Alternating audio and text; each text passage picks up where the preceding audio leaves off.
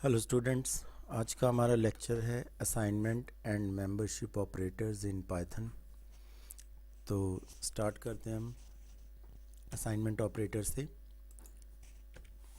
सबसे पहला assignment operator है हमारे पास इक्वल। असाइनमेंट ऑपरेटर क्या होते हैं कि जब हम कोई वैल्यू या किसी वेरिएबल की वैल्यू किसी दूसरे वेरिएबल में ट्रांसफ़र करते हैं तो हम असाइनमेंट ऑपरेटर यूज़ करते हैं वहाँ पे। तो सबसे पहला हमारे पास ऑपरेटर है इक्वल। इक्वल ऑपरेटर हमने पहले भी प्रोग्राम में यूज़ किया है। जैसे हम कोई वेरिएबल डिफ़ाइन करते हैं तो उसके साथ हम इक्वल ऑपरेटर लगाते हैं, और जो राइट साइड में वैल्यू होती है वो लेफ़्ट साइड के वेरिएबल में क्या है हम स्टोर करवाते हैं। और तो वो किसकी हेल्प से होती है? असाइनमेंट ऑपरेटर इक्वल से। तो जैसे हमारे पास STUID है इक्वल 20, तो जो 20 वैल्यू है वो STUID में ट्रांसफ़र हो जाएगी, ठीक है, स्टोर हो जाएगी। ये किससे पॉसिबल हो पाया है? ये असाइनमेंट ऑपरेटर इक्वल से पॉसिबल हो पाया है। तो नेक्स्ट है हमारे पास प्लस इक्वल। ये शॉर्ट हैंड एक तरह से नोटेशन है जो कि राइट साइड के वैल्यू को या वेरिएबल को लेफ़्ट साइड के वेरिएबल या वैल्यू से ऐड करती है, ठीक है ना, और वो असाइन कर देती है लेफ़्ट साइड में जो वेरिएबल है उसमें, ठीक है। जो हमारे पास रिज़ल्ट आता है एडिशन का वो लेफ़्ट साइड के वेरिएबल को असाइन हो जाता है। जैसे एक एग्जांपल है मार्क्स प्लस इक्वल 50, ठीक है। ये शॉर्ट हैंड है और शॉर्ट हैंड नोटेशन है, तो हम इसको इस तरह भी लिख सकते हैं जैसे मार्क्स इक्वल मार्क्स प्लस 50। ये दोनों इक्विवेलेंट है, ठीक है ना, एक दूसरे के। तो मार्क्स इक्वल मार्क्स प्लस 50, जो 50 है वो मार्क्स में पड़े वेरिएबल मार्क्स में पड़ी वैल्यू को 50 से प्लस कर देगा, और जो रिज़ल्ट आएगा वो मार्क्स वेरिएबल में असाइन हो जाएगा, ठीक है ना।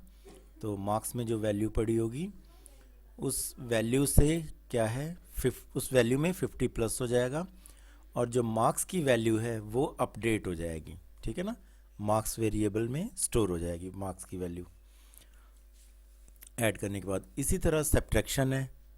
सब्ट्रैक्शन भी जैसे हम प्लस करते हैं वैसे ही ये माइनस की वैल्यू क्या है लेफ़्ट साइड में असाइन हो जाएगी। ये शॉर्ट हैंड नोटेशन है, हम इसको इस तरह भी एक्सपेंड करके लिख सकते हैं। और मल्टीप्लिकेशन भी सेम वैसे ही है, मल्टीप्लाई होके वैल्यू जो है वो लेफ़्ट साइड में असाइन हो जाएगी। डिवीज़न भी है, सेम वही तरीका है, जो कोशेंट है वो लेफ़्ट साइड के वेरिएबल में असाइन हो जाएगा। डिवीज़न है जो मॉड्यूलस साइन से हमें यूज़ करेंगे, मॉड्यूलस साइन के थ्रू। तो जो रिमाइंडर है वो लेफ़्ट साइड के वेरिएबल में असाइन हो जाएगा। इसी तरह एक्सपोनेंशियल है और इंटीजर डिवीज़न है, ठीक है। नेक्स्ट है हमारे पास मेंबरशिप ऑपरेटर्स। मेंबरशिप ऑपरेटर्स क्या होते हैं? जैसे कोई सीक्वेंस हमने दिया है तो सीक्वेंस में एक पर्टिकुलर वैल्यू को चेक करने के लिए हम मेंबरशिप ऑपरेटर्स यूज़ करते हैं। मेंबरशिप ऑपरेटर्स हमारे पास दो तरह से हैं, दो तरीके के हैं, जैसे IN ऑपरेटर और not IN।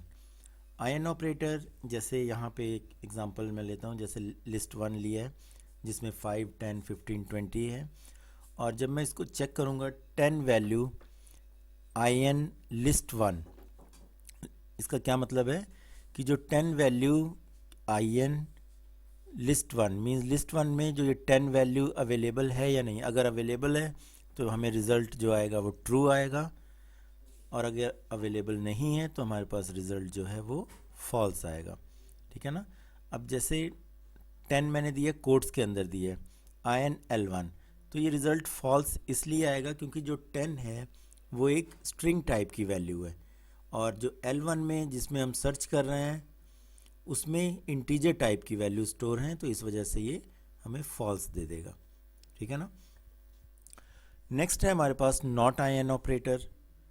Not I N हमें जब हम नॉट आई एन ऑपरेटर लगाते हैं, जैसे 10 एग्जाम्पल से हम देखते हैं कैसे। 10 not I N L1 list 1 जो मैंने डिफाइन किया है, उसमें 10 अगर मैं सर्च करूँगा नहीं है तो हमारे पास फॉल्स आ जाएगा, ठीक है। जैसे 10 नॉट आई एन L1, लेकिन ये हम क्या चेक कर रहे हैं कि जो 10 है वो L1 में ना हो, ठीक है ना, लेकिन ये अवेलेबल है, इस वजह से ये फॉल्स हमें रिटर्न करेगा। अब 1 not I N L1, 1 L1 में नहीं है, यस 1 जो है वो L1 में अवेलेबल नहीं है, तो इस वजह से ये ट्रू रिटर्न करेगा, ठीक है ना। तो ये हमारे पास दो तरह के ऑपरेटर्स थे, असाइनमेंट और मेंबरशिप ऑपरेटर्स आज के लेक्चर में। तो इसकी प्रैक्टिस आप कर लीजिएगा, और कोई प्रॉब्लम हो तो आप पूछ लीजिएगा इससे रिलेटेड। और जो नेक्स्ट टॉपिक हमारा होगा वो प्रेसिडेंसेस ऑफ ऑपरेटर्स, ठीक है ना। तो प्रैक्टिस इसकी कर लेना बेटा। Okay, thank you.